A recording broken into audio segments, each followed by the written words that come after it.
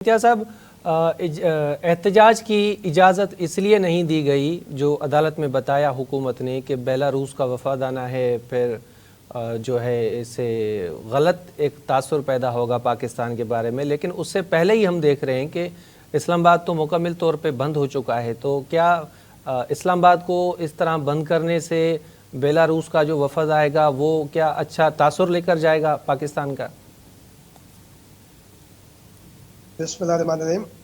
देखें, शाहीन कुरैशी साहब ने जो दो तीन बातें की हैं जी सर। वो इंतहाई डीप हैं, इंतहाई डीप हैं। वो उस तरफ मैं मीडिया का भी नहीं देख रहा तवज्जो, और वो लेकिन बिल्कुल ऐसे ही हो रहा है, ये सारी बात ऐसे ही है। उससे शुरुआत करते हैं, फिर ये जो आपकी जी बात है इससे जी इसका भी जवाब देते हैं। जी। जो शाहीन साहब ने एक बात कही है, जो एक रोज पहले बुशरा बीबी ने जो एक बयान दिया सऊदी अरब के हवाले से, बल्कि हवाले से नहीं, सऊदी अरब के खिलाफ जो एक बयान दिया, वो बिल्कुल सही कहा है शाहीन साहब भाई साहब ने। वो उस सिलसिले की कड़ी है कि अगर ट्रंप मुदाखलत करेगा, अगर ट्रंप मुदाखलत करेगा तो सिर्फ इतनी मुदाखलत कर सकता है कि जैसे कि परवेज मुशर्रफ के दौर में क्लिंटन ने की थी और नवाज शरीफ और उनकी फैमिली को जला वतन कर दिया गया था जद्दा की तरफ। इसके अलावा ट्रंप के नहीं कर सकता कुछ। तो ये बात बिल्कुल सही कही शाहिद साहब ने कि इसलिए सऊदी अरब को मुतनाज़ा बनाया गया कि ट्रंप की इंटरवेंशन हो, किसी और किस्म का साइफर आए तो कम से कम सऊदी अरब में जिलावतनी ना हो, यूके में हो जाए या किसी और कंट्री के अंदर हो जाए। और ये जो सारी बातें आती हैं बिल्कुल ठीक है कि अवाम की पॉलिटिक्स कहीं से नहीं हो रही। ये जो बात कही जाती है कि जनाब कोई बिका नहीं, झुका नहीं और बात नहीं हो रही, तो आप ये समझ लें कि बात आज तक, जब से इमरान खान अरेस्ट हुए हैं आज तक, जिनसे वो बात करना चाह रहे हैं उन्होंने इनको कतन मुंह नहीं लगाया है। अभी तक ताहाल कोई बात नहीं हुई है।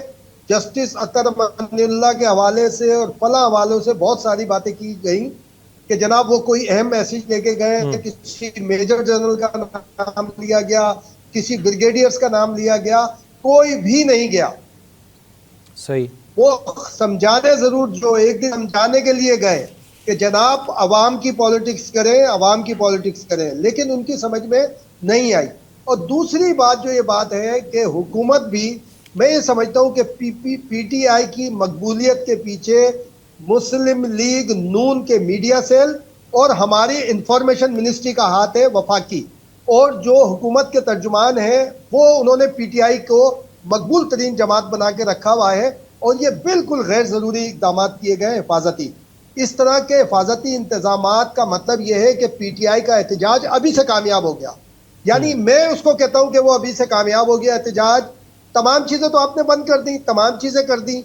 इसका तरीका होता है पॉलिटिकल एंगेजमेंट, पॉलिटिकल एंगेजमेंट करनी पड़ती है आपको और उसमें बातचीत करनी पड़ती है। और जैसे आपने भी अपने इंट्रो में कहा दोनों जिद पे, तो मैं समझता हूँ जिद पर तो पीटीआई हमेशा रही है, वो किसी से बात करने को तैयार नहीं होते।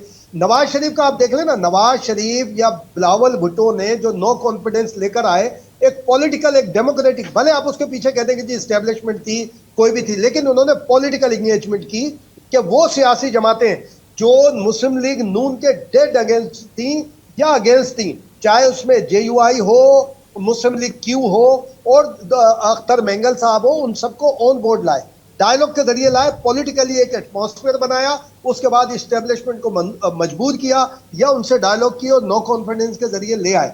अब यहां पर सिर्फ ये बात आती है पीटीआई की जानिब से कि जनाब हम बात करेंगे तो सिर्फ इस्टेब्लिशमेंट से करेंगे। तो ये तो बात सीधी सीधी आ गई ना। अब अगर मैं या आप, हम भी, ये जो मीडिया पर्सन हैं, हम जो एंकर पर्सन हैं, ये भी बहुत सारी ज्यादती करते हैं। ये सवालात में अपने कभी भी इंपार्शल नहीं होते।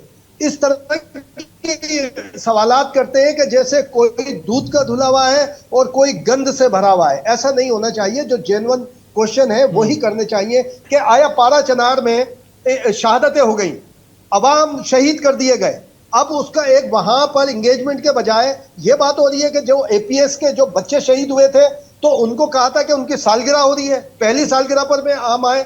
जब कोयटा में शहादतें हुई थी हमारे मोमिनीन की, तो वहां पर तो कहा कि मैं ब्लैकमेलिंग में नहीं आऊंगा, मैं किसी फाता में नहीं जाऊंगा, लोग एहतजाज कर रहे थे।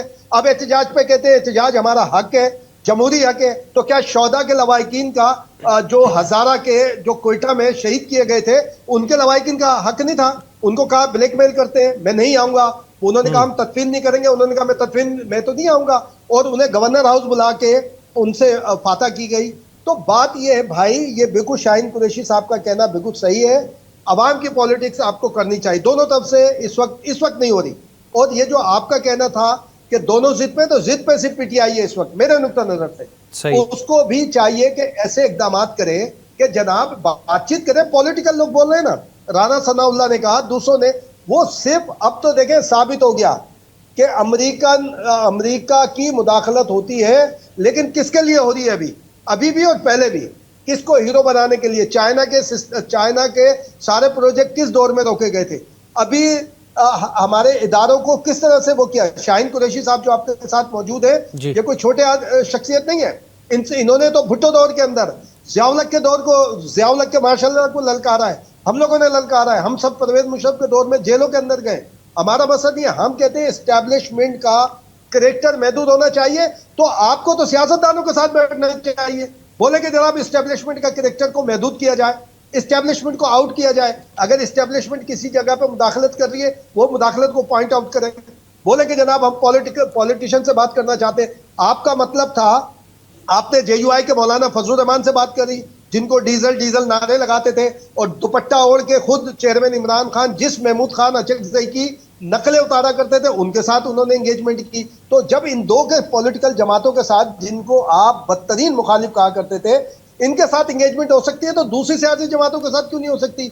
जैसे कि नवाज शरीफ वालों ने या पीपल्स पार्टी ने किया, पॉलिटिकल एंगेजमेंट की, चाहे एस्टेब्लिशमेंट की मार्च से, भले आप ये कहे, कोई भी कुछ कहे, तो लेकिन आए डेमोक्रेटिक प्रोसेस के तहत आए ना, रिमूव किया, आगे गए, गवर्नमेंट बनाई। और इस वक्त देखें इदारे, अगर एस्टेब्लिशमेंट पार्शल है तो हमारी अदलिया भी पार्शल है। 81% अदलिया पार्शल हुई है। कानून और आइन के अंदर रहते हुए कोई फैसले नहीं आ रहे, कानून और आइन से बावरा फैसले आ रहे, पसंदीदा और नापसंदीदा फैसले आ रहे कि जनाब वो है तो ऐसे होना चाहिए, यहां पर अजीब अजीब किस्म के। तो ये अवाम की पॉलिटिक्स के ऊपर हमें आपको बात करनी चाहिए।